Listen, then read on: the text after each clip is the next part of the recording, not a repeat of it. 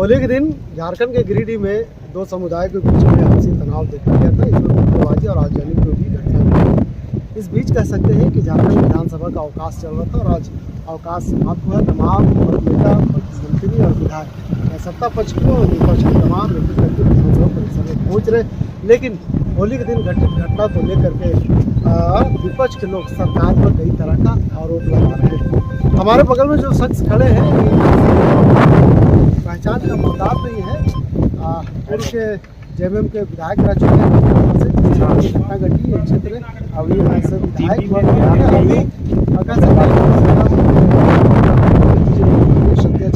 वर्तमान में विधायक, ऐसे में निजाम तमाम मुद्दों पर चर्चा विपक्ष लगातार गिरिडीह की घटना को लेकर के सरकार को घेरने के काम कर रही है। वहाँ पे जो रघुवर दास आते हैं, अधिकारियों से बात करते हैं। वीडियो काफ़ी सोशल मीडिया में वायरल है।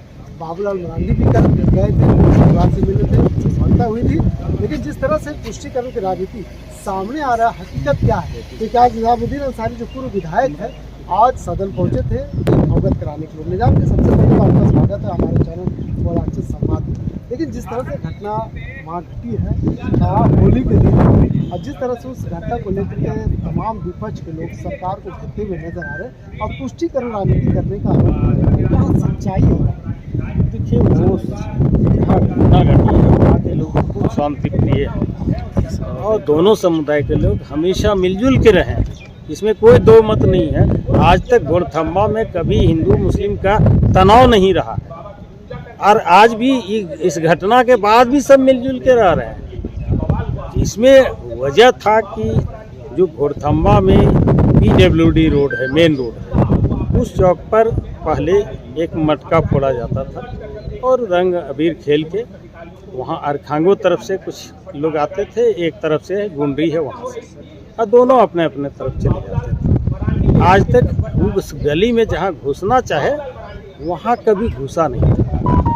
जब वो लोग कुछ लोग गुंडरी के लोग आए और घुसना चाहे तो थाना प्रभारी रोक दिया और रोक के मुस्लिम के प्रमुख लोगों को बुलाया कि अगर इस गली में ये लोग घुसना चाहे तो कोई आपत्ति है आप लोगों को, तो कोई आपत्ति नहीं, कहीं भी घुस के जा सकता है, लेकिन शर्त है कि सब रोजेदार है और अभी इफ्तार का टाइम है, सब लोग बैठे रहेंगे, ये लोग किसी को रंग अबीर नहीं करेंगे। तो थाना प्रभारी को लगा कि गुस्से में है, ये लोग हरकत करेगा, इसलिए वो जाने से ही रोक दिया। जब रोक दिया तो उधर से मतलब पथराव होने लगा। थाना प्रभारी, पुलिस जख्मी हुए, थाना प्रभारी का गाड़ी भी टूट गया।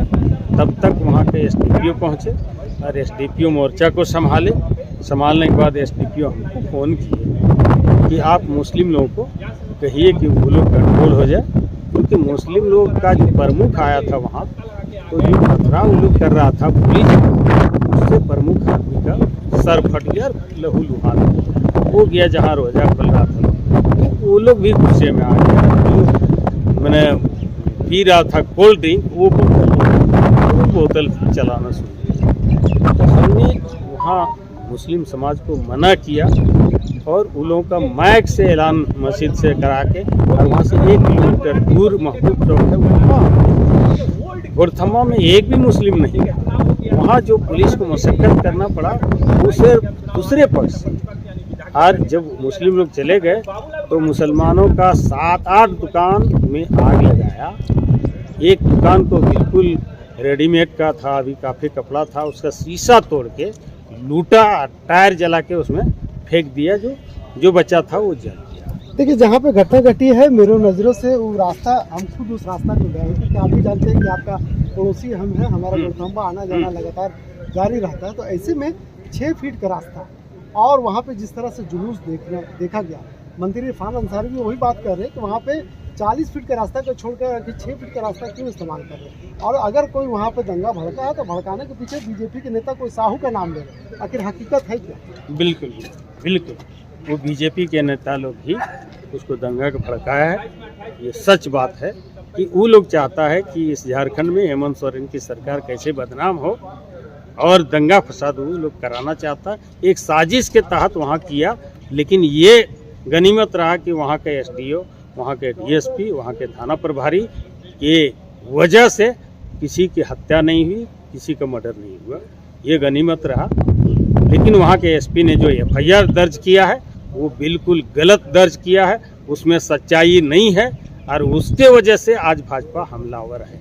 देखिए, एक तरफ आप वहाँ के प्रशासन का तारीफ करते हुए नजर आ रहे हैं, दूसरी तरफ आप वहाँ के एसपी पर आरोप लगा रहे हैं कि बीजेपी के नेताओं का बयान के ऊपर एफआईआर दर्ज। बिल्कुल आखिर क्यों? बिल्कुल वहाँ एसडीपीओ है, वहाँ का दारोगा है, वहाँ का एसडीओ है, वहाँ का बीडीओ है, सीओ है, उन लोगों को किनारे करके एक हेडक्वार्टर का डीएसपी नीरज सिंह है, उससे एफआईआर लिखवाया एसपी ने, जो गलत एफआईआर किया है।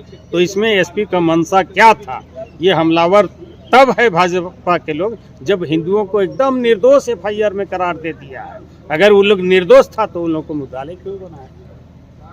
अच्छा, आप उस जगह से प्रतिनिधित्व कर चुके हैं, विधायक रहे, अभी विधानसभा में आए हैं सरकार को बताने के लिए, सच्चाई बताने के लिए। आप अंदर गए, क्या कुछ बातें हुई? सरकार आपकी है, क्या इस मामले में जांच करवाई? हम चाहते हैं कि ये पुलिस प्रशासन को छोड़ के, चाहे सीआईडी जांच हो, सीबीआई का जांच हो या न्यायिक जांच हो, तब सच्चाई सामने आएगा। सच्चाई का 4 कैमरा मौजूद है वहाँ, एक थाना का सीसीटीवी कैमरा, एक एसबीआई बैंक का सीसीटीवी कैमरा, एक ये बैंक ऑफ इंडिया का सीसी कैमरा और एक मोबाइल दुकान है, अरमान मोबाइल दुकान। ये 4 सीसीटीवी कैमरा का फुटेज ले आया जाए तो स्पष्ट हो जाएगा कि किसने क्या किया। अच्छा, ये तो पुलिस प्रशासन की बात करें, अगर प्रशासन वहाँ की बात करें, जिला प्रशासन की, तो वहाँ पे डीसीपी इस मामले को लेकर के एसडीएम है, तो वहाँ तक इस बात को आपने रखने का काम किया कि ताकि जो सीसीटीवी की बात कर रहे हैं तो सीसीटीवी कलेक्ट करके उसकी जांच की जाए? वो लोग सब कलेक्ट कर चुके हैं लेकिन उसको छुपा कर रखे।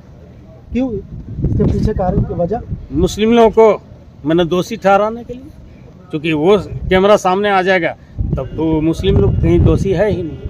तो फिर अगर दोषी या गुनाहगार जो भी, इसमें प्रशासन को फायदा क्या मिलेगा? तो फिर हमको लगता है कि भाजपा के इशारे पर वहाँ के एसपी चल रहे हैं। तो फिर सरकार आपकी राज्य का, आप उससे जांच करवाइए, बदली करवाइए, आप कार्रवाई कर सकते हम हैं। माननीय मुख्यमंत्री जी से ये बोले हैं कि सच्चाई 4 कैमरा में है, उस कैमरा का सीडी मंगा लिया जाए, स्थिति स्पष्ट हो जाएगा।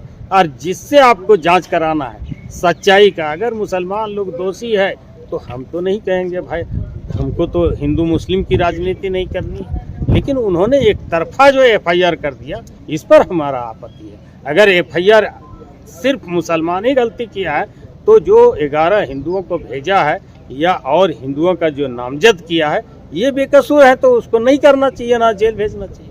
देखिए, घटना के बाद अब दोनों समुदाय के लोग आपस में बैठ करके शांति समिति की बैठक में शामिल हुए, जुलूस भी निकाल रहे शांति समिति के लोग। वहाँ बात कहते हुए नजर आ रहे हैं, एकता है, एकता भंग नहीं होना चाहिए, जो इसमें दोषी है उस पर ऊपर कार्रवाई होनी चाहिए। एक तरफ वहाँ के समुदाय के लोग, दोनों समाज के लोग प्रशासन के पक्ष में है, दूसरी तरफ आप उस पर आरोप भी लगा रहे हैं कि पुलिस वहाँ पे तरफे कार्रवाई कर रही है। आपने विधानसभा आया, आपसे वार्ता हुई, सारी चीज़ों को आपने वो 1 to 1 बात की, सब तमाम चीज़ों का आपने रखा। उसके बाद भी आप जिस तरह से पुलिस के द्वारा जो एफआईआर किया गया, शक करें, शक के पीछे कारण क्या? देखिए, हम सच्चा आदमी हैं, हम कभी गलत बोलते नहीं हैं और गलत चीज़ को हम बर्दाश्त भी नहीं करते हैं।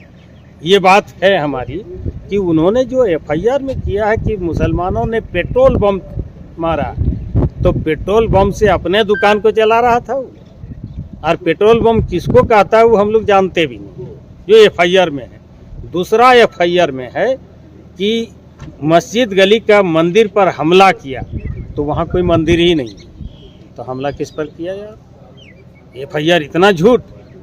और प्रशासन की गाड़ी को ईलो ने, जो भीड़ था उन्होंने पथराव करके तोड़ा है और वो मुस्लिम पर लाद दिया है। मुस्लिम लोग कब चलाया है इसका सबूत अगर एसपी के पास है तीनों चीज़ का तो हम मान लेंगे एफआईआर को, और नहीं उसके पास सबूत है तो झूठा आरोप मुसलमानों पर क्यों लगाया है, ये हमारा काम है। अच्छा, बीजेपी के वहाँ सीट रहा, बाबूलाल मांडी वहाँ के विधायक हैं, लेकिन उससे पहले रघुवर दास चले जाते हैं और एसडीओ से बात करते हैं और कहते हैं हम पाकिस्तान में जाते हैं। इस तरह की बातें आप किस रूप में लेते, क्या लगता है आपको? देखिए, ये लोग असल मंसूबे इन लोगों का कामयाब नहीं हो पाया।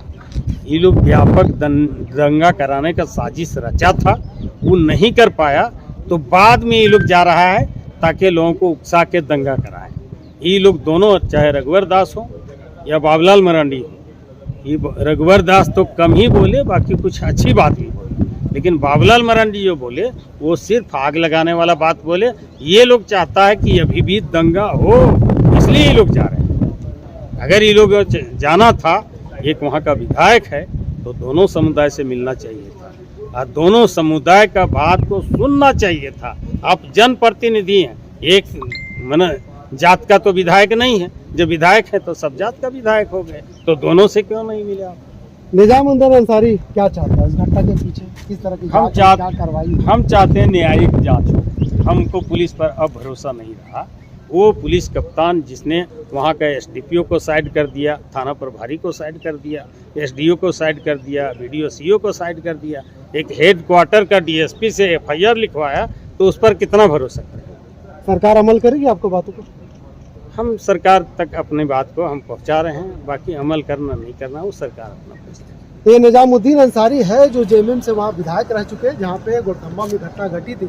ऐसे में कह सकते हैं कि जिस तरह से घटना घटने के बाद इस घटना को राजनीतिक रंग दिया जा रहा है, और ऐसे में कह सकते हैं दो समुदाय के बीच में आपस में जो मोहब्बत है, जो प्यार है, उसे तोड़ने का काम किया जा रहा है। निजामुद्दीन अंसारी ने कहा कि इसके द्वारा लिखित जो एफआईआर है उसे हम भरोसा नहीं करते हैं, यानी बीजेपी के इशारे पर वहाँ के एसपी काम कर रहे हैं और इन्होंने न्यायिक जाँच की मांग की है। अब देखने वाली बात यह हो कि जाँच जब प्रक्रिया शुरू होती है, जांच में क्या कुछ बाहर निकल के आता है, उसके बाद समझ में आ पाएगी घटना के पीछे साजिश कौन कर रहा है। वीडियो जर्नलिस्ट फैयाज के साथ मैं नौशाद, संवाद।